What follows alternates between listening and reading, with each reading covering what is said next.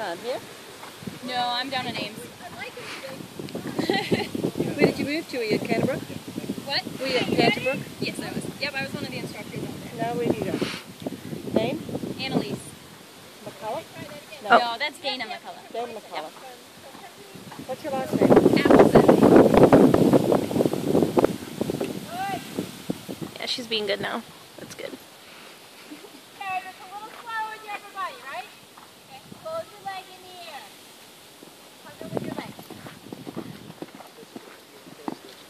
In the air. Hold your leg on her. Close your leg. Better. So that was really good on your part. You landed on the left leg. Perfect, huh? Yeah.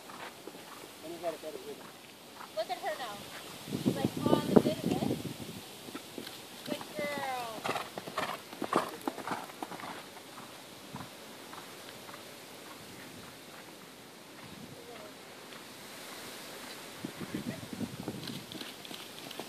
Yeah, good.